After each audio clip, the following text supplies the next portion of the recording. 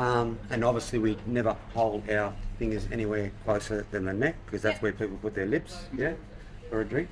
So obviously tap, doesn't touch the glass, sit it down, always 2 to 3 pours in an old-fashioned pub. Straight up, beer doesn't touch the head. Nice head, like such. And then place it on the bar. Head's probably a little bit higher than I thought it might be. Then right up close, quick hit, done, on the bar. There we go. Yeah. All right. Was that by cash or card? Card? Beautiful. Excellent. Good job. Hey guys. Hello, good, lovely to see you. Yes, again. how was Wonderful. your cruise? We loved it, but we hope to be back in Sydney and the Fortuna War very shortly. You guys are leaving, But only for. and they're coming back We'll tomorrow? be back. No, we'll be back.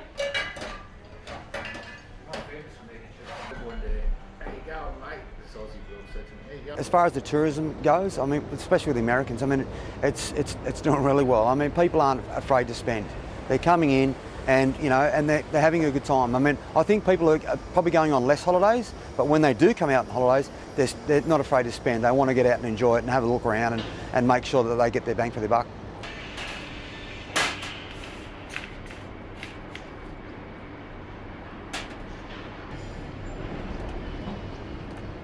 So right across Australia, what we're seeing is tourism's back to about 84% of the pre-COVID levels. Okay, so we expect by the end or into 2025, we'll be back at 100% of those pre-COVID levels, which is really pleasing.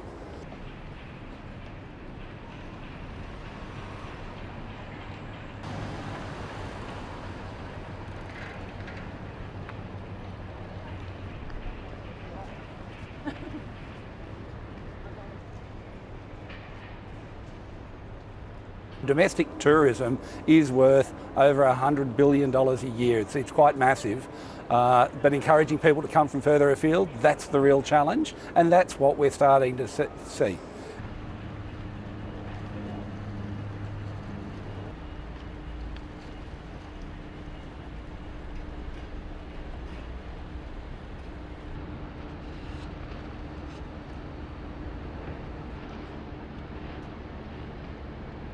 About 40% that come to Australia come for a holiday, and the others are, you know, educational tourism, working, business trips, things like that. But a good 40% coming here for holidays and spending about 38 days on average when they come here.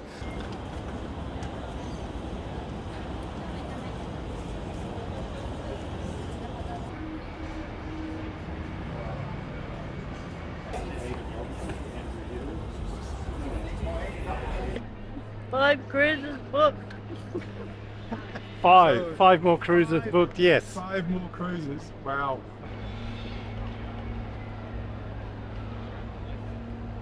I'm from Germany and I travel around Australia for 3.5 months. Put up a peace sign. Say happy birthday, Mom. Happy birthday, Mama. I am from Maryland, Washington, D.C. area. Here visiting Australia for the very first time with my lovely family, celebrating my mom's 74th birthday. Our first time here, we love it.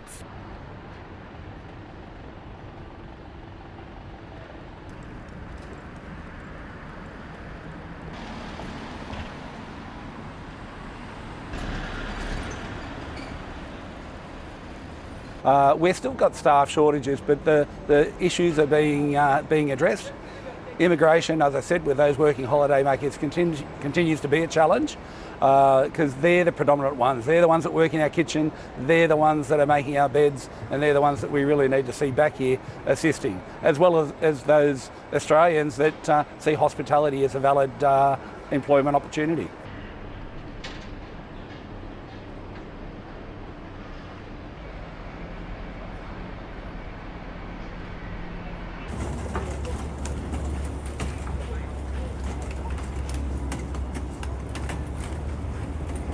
It's going to get tough because the locals just aren't out there. I mean, we just cannot find local staff, especially in the tourist area.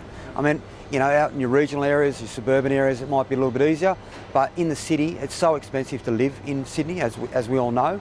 It's really, really tough to try and find staff, so we really rely on those overseas, you know, especially during your peak times.